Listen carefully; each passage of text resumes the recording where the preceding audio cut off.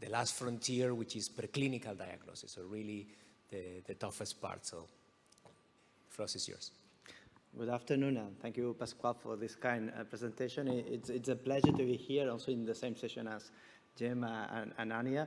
I'm aware that this is the very last talk of a very long day, so I'll try to be, I promise to be brief, and also I'll try to engage you with some very preliminary data that we have been producing the last months in the lab. So we'll talk about blood biomarkers, focusing a little bit more on cognitively unimpaired individuals. That's our own main interest in BBRC, in Barcelona Brain Research Center, in which we study a lot the preclinical stage of Alzheimer's disease. And in particular, in this preliminary data, I will talk about plasma biomarkers, or I would say plasma proteins, maybe they are not yet biomarkers, that are associated with accelerated cognitive decline, which is, I think, quite in line with what we have seen today, in which in many talks we have talked about longitudinal studies, how some people are more resistant or resilient to the pathology, and how some patients decline faster or slower. So I will also talk about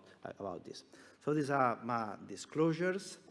And as I was saying, in our center, in Barcelona Brain Research Center, we study especially the preclinical stage of the Alzheimer's disease. Here, I think that we all have clear that Alzheimer's is a continuum, that what we see in the hospital is usually the later stage with patients that are symptomatic, even if it's mild cognitive impairment, it's already late from the biological point of view. And we have a cohort called Alpha study, which are participants, not patients, that are in this preclinical stage of Alzheimer's disease. This study started more than 10 years ago. We recruited 3,000 individuals, and some of them, around 400, we follow them longitudinally. And we know that they are in the preclinical stage of Alzheimer's disease because we have biomarkers. Until a few years ago, the biomarkers that we have was CSF, so we had to do a lumbar puncture or amyloid PET. We need to do that to know that they were in the preclinical stage of Alzheimer's disease. But now we have also blood biomarkers that can help to detect these cognitively normal individuals that are in the preclinical stage of Alzheimer's disease. So I will start very quickly with a review of what we know about blood biomarkers in this stage, trying to answer some questions related to that. So the first question. So can we use blood biomarkers to identify Alzheimer's pathology in cognitively unimpaired individuals? And the answer is yes. And here I will show some studies of different cohorts that have been published in the last 2, 3, 4 years. 2, 3 years is not much, but in the field of blood biomarkers, things have changed a lot. Here a study from our Alpha study, in which we show that different biomarkers can discriminate between amyloid positive and negative in cognitively normal individuals.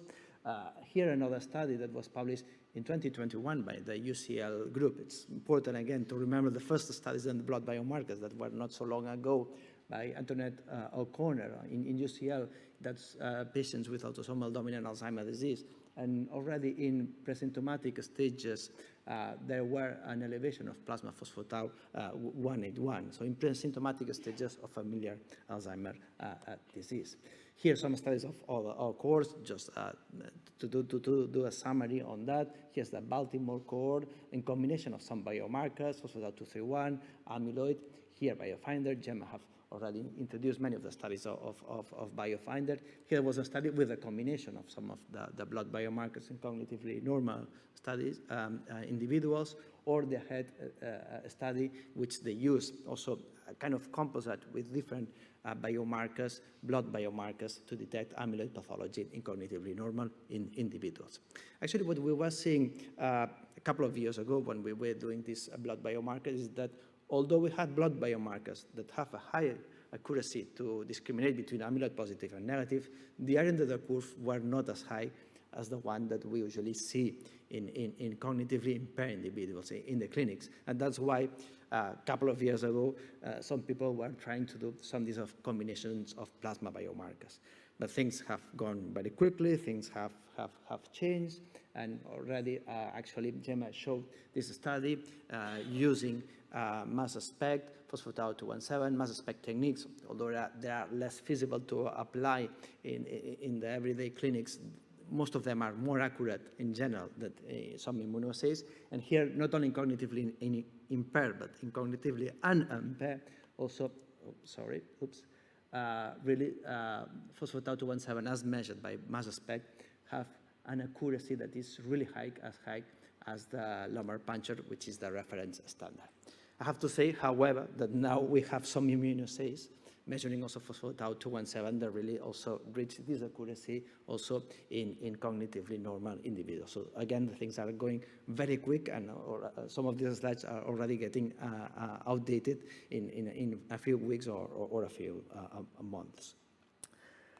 So another question. So can we use blood biomarkers to screen populations at risk of Alzheimer's disease in cognitively normal individuals? Again, let's start for the first studies. I think that the first study that tried to do that was also in UCL, in the study in 1946 that follows a cohort of people that were born at this year. And that was, again, 2021, so not so long ago, in which they used Kashavan,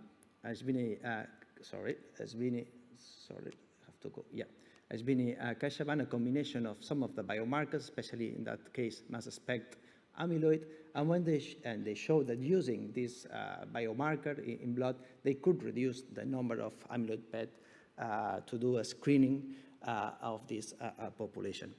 We did something similar in our cohort in Alpha that was done by Jose Contador.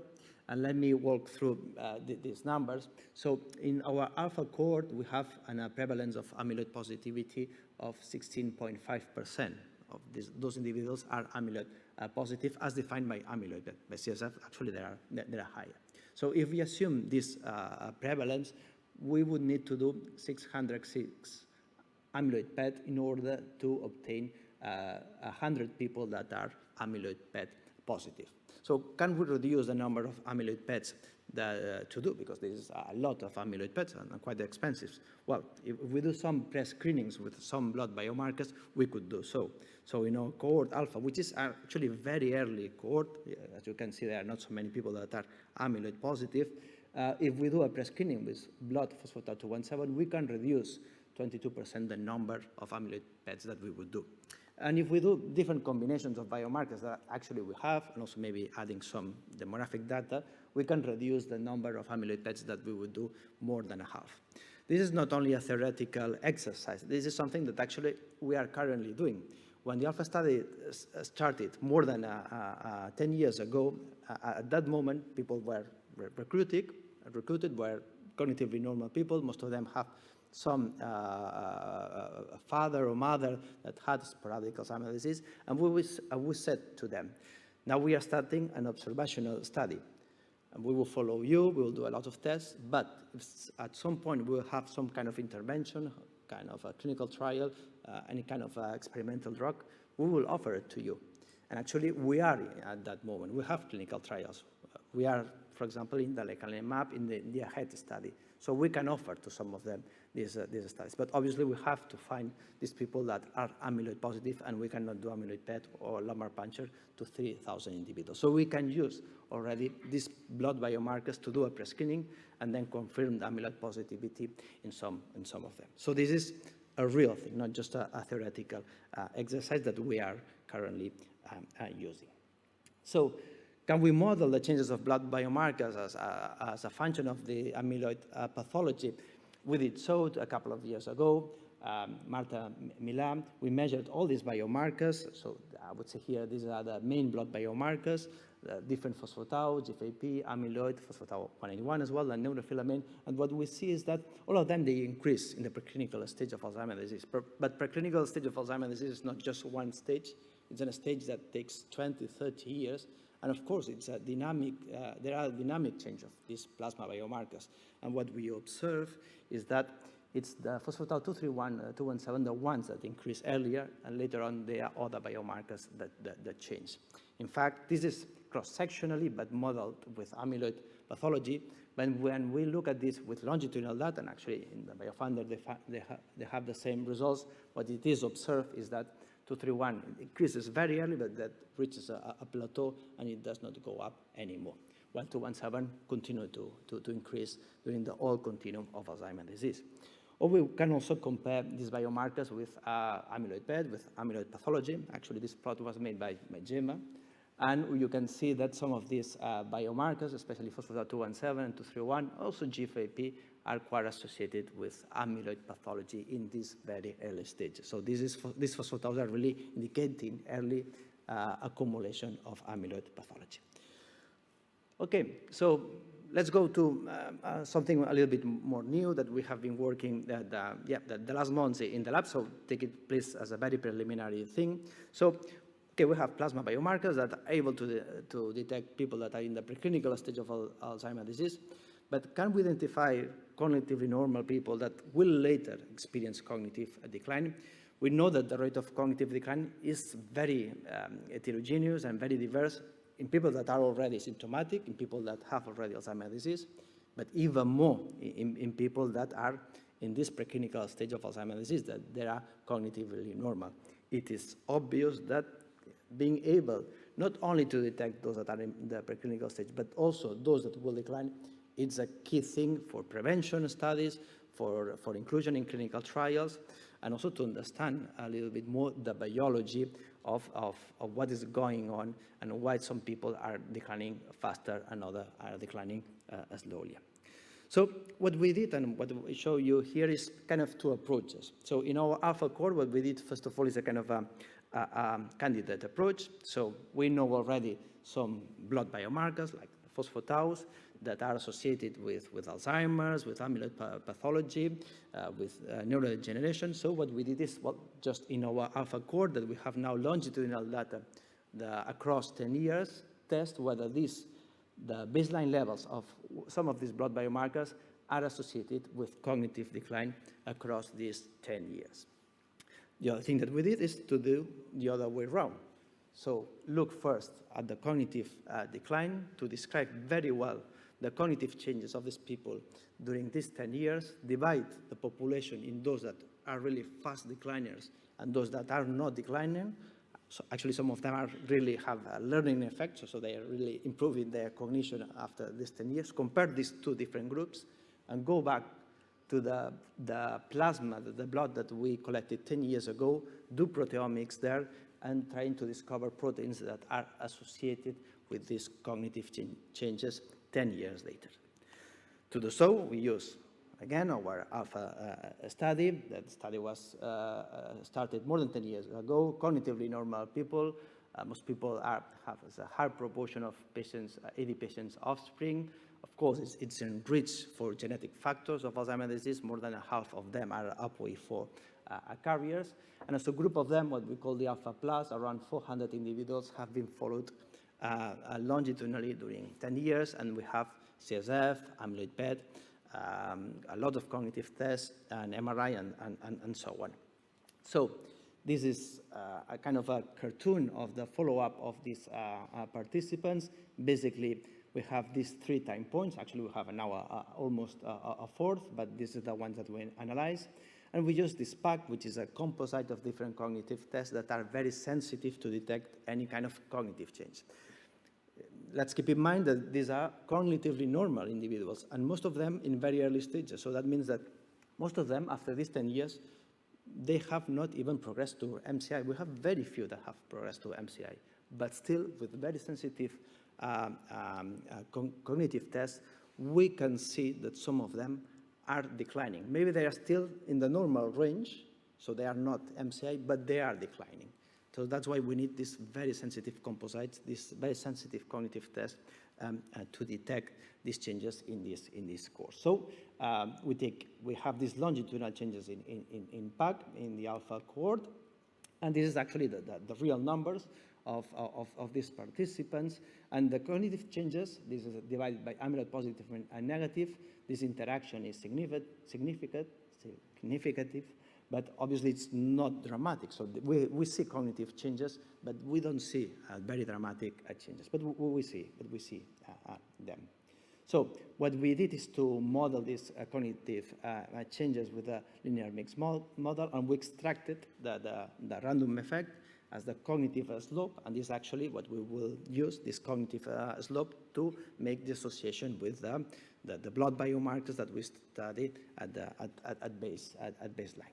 So here we have the main outcome, the PAC changes, and then here we have what we studied, which is the blood proteins here, as measured with a candidate approach. And here I will present data of phospho-tau217, but we have recently measured many other biomarkers, and then also using, again, or Lund, as other studies previously mentioned, in order to have a lot of proteins. Here we use a panel of more than 3,000 proteins, so really it's a discovery approach. Okay, so this is the data set, the demographics, just to show here that most of the people are they are middle-aged, so that's important. We are not studying very old people, we're studying middle-aged people, probably when preclinical Alzheimer is starting, and of course it's enriched for people that are APOE carriers. So in the first part, let's say the candidate approach, so we measured phospho-tau217 at the very beginning, then we compared it with the PAC changes 10 years later, and what you see here is that higher levels of phospho-tau217, we compare it with the change in PAC, so if it is negative, there is a decline, but we did not find an association between phospho-tau217 and cognitive change. However, when we do an interaction with amyloid status, this interaction is significant, and actually what we see is that only those individuals that are amyloid positive, higher levels of phospho-tau217 are associated with a cognitive decline as measured by PAC after 10 years. Now we do, the other way around. So in that case, a discovery approach. So what we did is to divide our participants, these 400, in those that are declining and those that are not declining. In particular, what we did is to divide just as simple as take the first and the third tercile and then compare the blood proteins that differ at baseline. And here we have the results, so let me walk through this. So this is the Link data, and Paul and Federica, what they did is to compare these two groups. This group here that is highlighted with blue are those proteins that are more abundant in on those individuals that did not decline. Actually, they even have a learning effect, so the PAC was improving, compared to those individuals that they have a worse cognition at follow-up. There are many proteins that are significant at nominal levels, and that's something that now what we are doing is trying to do pathways analysis to try to identify which pathways are implicated on that. But what we can say now is at least those that after multiple comparison correction, the one that was only significant was interleukin-17D, which is a cytokine that is released by T helper cells, type 17, which is related to very many autoimmune diseases. In fact, this interleukin was more specific when we stratified women and men. It was found in women at nominal level, but we did not find in men, actually. So it seems to be more specific for women and men. Actually, 2 weeks ago, there was a paper published in Nature Medicine by the group of Oleg Butovsky, extremely interesting, talking about identifying a group of neutrophils that were infiltrating the brain and were also associated with cognitive decline, and they were releasing interleukin-17, but it was specific in women that were carriers of ApoE4.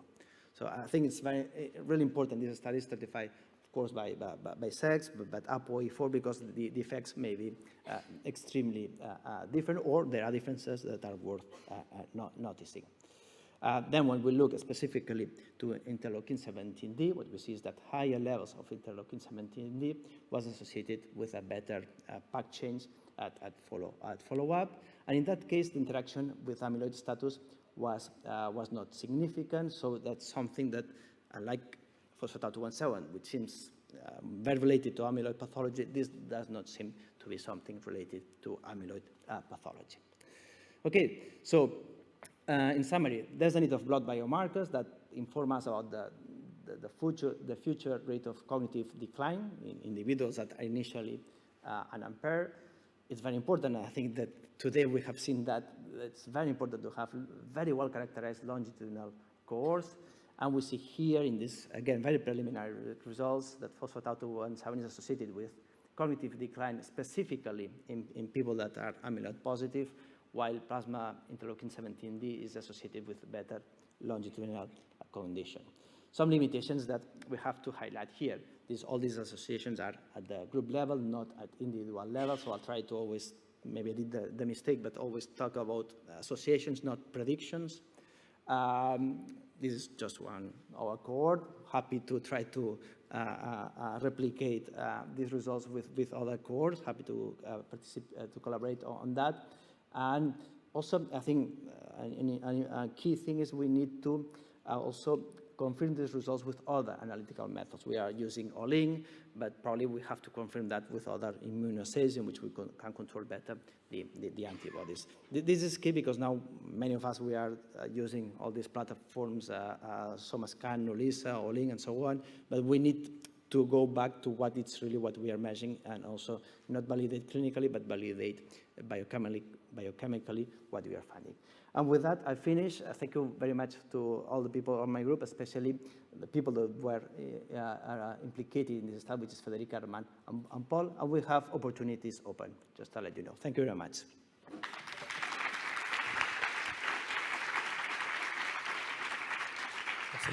Thank you very much for this great presentation, Marc. We're a bit late, but we start late also, so I cannot resist a couple of short questions for them. Any hand? Alberto?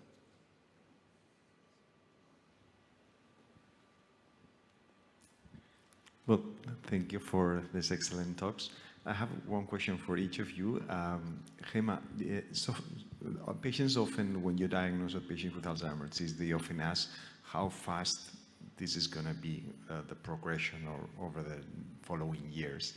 And you have shown like many prognostic markers, plasma markers. So the question would be, are any of those ready to really answer that question that, you know, how fast is going to be the progression? And for you, Marc, one question. In this, you show P217 in this over the following the 10-year period. The question is, have you looked at 231, which you have published that could be more sensitive in this period? And also, like a follow-up question is, are you ready to really disclose those biomarkers in these cognitively unimpaired individuals?